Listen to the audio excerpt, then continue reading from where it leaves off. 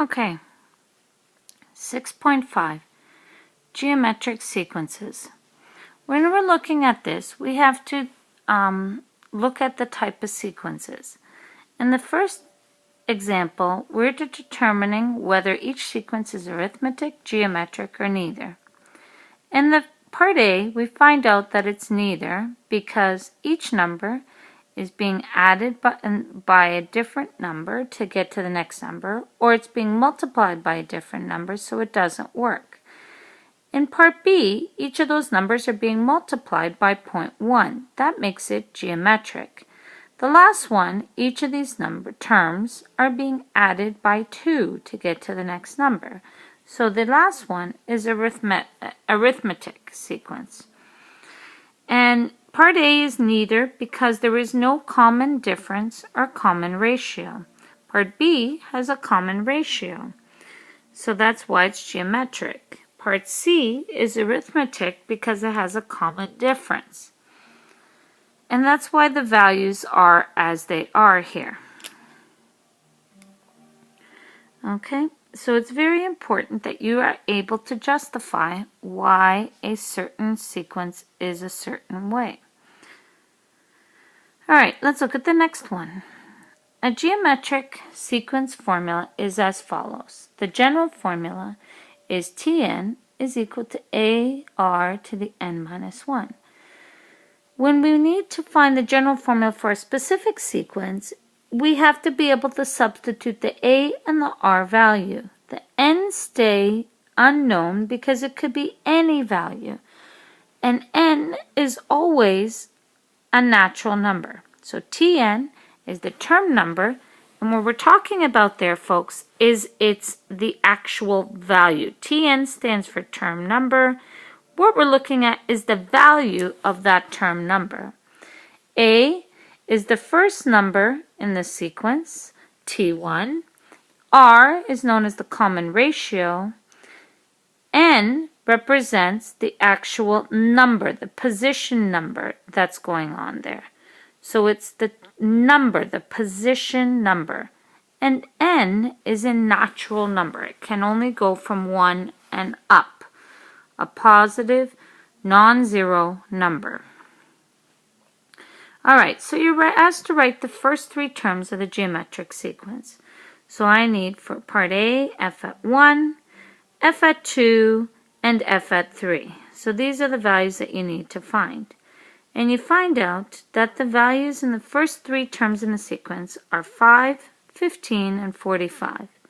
For part B, the first 3 terms in the sequence are 16, and the next one is 4, and the last one is going to be 1.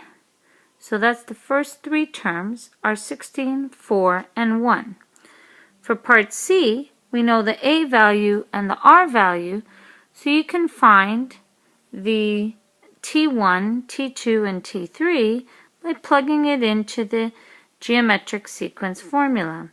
And you find out that T1 is 125, T2 is negative 250, and T3 is equal to 500. All right, next one. Determine the numbers in the sequence. So the number of terms in the sequence. This is a question you can be asked on any quiz or test, and what we're trying to find out is how many terms are in this sequence. What we need to do is we know it's a geometric because each subsequent term is being multiplied by 3. A value is 4, R value is 3. We know the general formula is Tn is equal to 4 times 3 to the power of n minus 1. And what we're going to do is replace the general Tn with 2,916, the value of the last term that we need. What we don't know is the nth value. What is the term number? What is the actual number of terms in this sequence? So we divide by 4 both sides, and then what you can do is take the logarithm. Take log 729 divided by the log of 3, and that will equal the n minus 1 value. Or another way is to find out what base of 3 equals to 729. 3 to the power 6 is equal to 3 to the power of n minus 1. That means 6 is equal to n minus 1. That means n is equal to 7. So that's one way to do this solution. The other way, again, is to, I'll show you the logarithms. You divide using the logs, and you find the same value, that n is equal to 7. All right, last one. Looking at this particular question, go through this question, understand how each of those values are received. Now, I'll start it off by helping you understand what it means by decreased. It's decreased by about 8%. That means when you start with 100% of something and it decreases by 8%, you're left with 92%. That's where the 0.92 comes from. Here's all the rest of the information. This is an entire section here. Kind of go through it and understand how those values are achieved. All right, question on part B, you have to be able to determine the number of deaths as a sequence for 5 5-year intervals. So basically, you just multiply it on till you get to the 5th year. All right, folks, that's all. Have a good night. Take care.